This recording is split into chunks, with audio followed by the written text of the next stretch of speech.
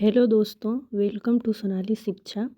दोस्तों, जैसा आप लोग को पता होगा कि बीपीएससी टीआरई 4 का फॉर्म आ गया है और एग्ज़ाम पैटर्न में बहुत बड़ा बदलाव हुआ है।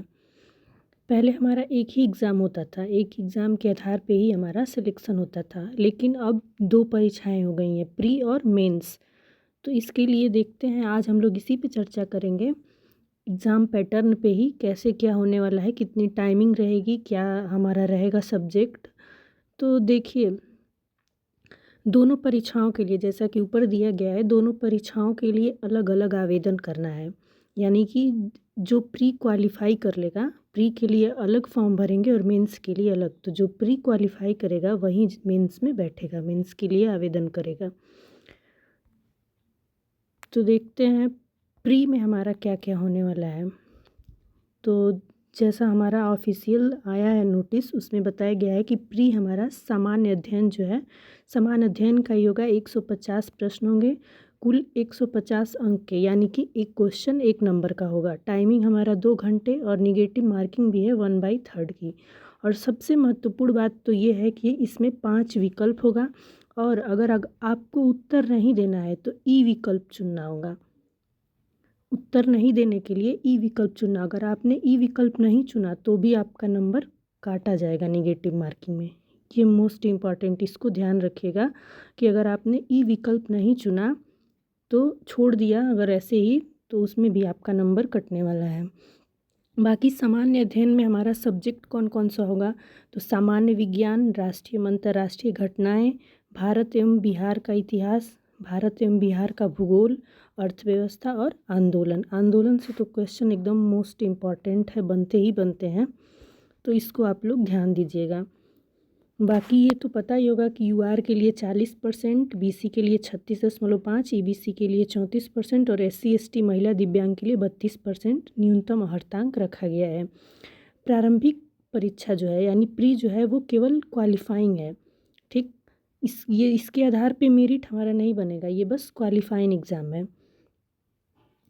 अब देखिए कि कैसे हमारा वो मेधा सूची कैसे बनेगी, यानी कि हम मेंस के लिए कैसे तैयार होंगे।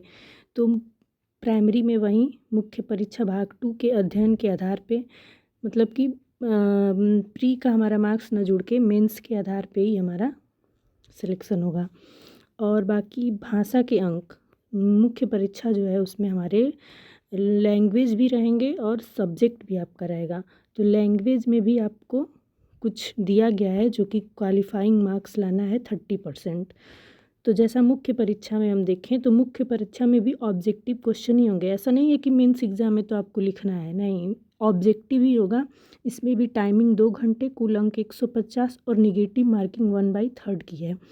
अब देखते हैं कि 1 to 5, 6 to 8, 9, 10 सबके लिए बारी बारी से। तो 1 to 5 में देखिए आपको भाषा 1 दी, भाषा जो है भाग 1 जो दिया है उसमें, यानी पार्ट 1 में हमारा लैंग्वेज आएगा 30 नंबर्स का और बाकी हमारा सामान्य अध्ययन 120 का।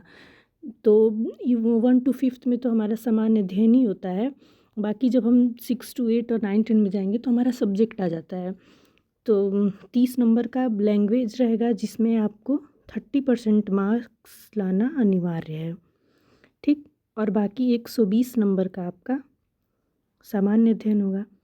सेम यही प्रोसेस 6 to 8 में भी है कि इसमें भी लैंग्वेज में आपको 30 मार्क्स और सामान्य अध्ययन में सामान्य अध्ययन 40 नंबर का। इसमें देखिए आपको क्या है, 6 to 8 में हमारा 30 नंबर का लैंग्वेज भी रहेगा, सामान्य अध्ययन जो है वो भी हमारा 40 नंबर का। बाकी जो हमारा सब्जेक्ट है साइंस, सोशल साइंस, जो भी लैंग्वेज, वो भी हमारा 80 मार्क्स का रहेगा, ठीक। और ऐसे ही 9, 10 का भी है, इसमें भी 30 मार्क्स का लैंग्वेज, 40 अंक का जीएस और बाकी सब्जेक्ट आपका 80 अंक का। तो इसमें तो दोस्तों 9, 10 के लिए आपको एस्टेट पेपर 1 क्वालिफाई चाहिए। तो अगर एस्टेट का फॉर्म भी आया हुआ है, आप लोग अप्लाई करिएगा ज़रूर।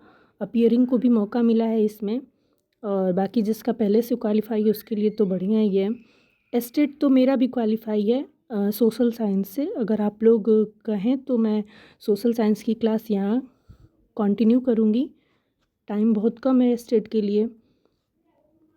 बाकी अपना तैयारी करते रहिए आप लोग। अब देखिए 11th-12th में भी सेम वही है, 30 नंबर्स का लैंग्वेज, सामान्य अध्ययन 40 अंक और विषय जो हमारा 80 अंक। ठीक, इसमें कोई भी इंटरव्यू नहीं होगा, बस प्री और मेंस के आधार पे ही हमारा सिलेक्शन होना है। तो जितना हो सके आप लोग मेहनत करिए ताकि प्री क्वालिफाई हो और मेंस के लिए आप लोग तैयार हो जाएं, मेंस का एग्ज़ाम दीजिए। बाकी जीएस तो प्री का उसमें भी काम आएगा, ऐसा नहीं है कि प्री में अलग पढ़ना है मेंस में अलग पढ़ना है, दोनों में सेम है। जीएस इसमें भी है, जीएस उसमें भी है। लैंग्वेज पे ज़्यादा ध्यान देना है, क्योंकि अगर आपका सब्जेक्ट में जीएस में अच्छा मार्क्स है और लैंग्वेज में आप 30% नहीं ला पाए तो आप बाहर हो जाएंगे। तो इसलिए लैंग्वेज पे भी ध्यान देना है।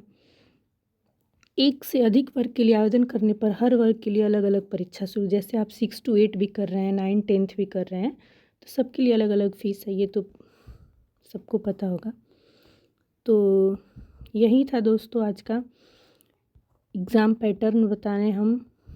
और बाकी सामान्य अध्ययन जीएस के लिए आपको अपना तैयारी करते रहिए। और आप यहाँ घटना चक्र से हम डेली सब्जेक्ट वाइज यहाँ हम बीपीएससी के जितने भी पीवाईक्यू हैं घटना चक्र का सारा कवर कराएंगे।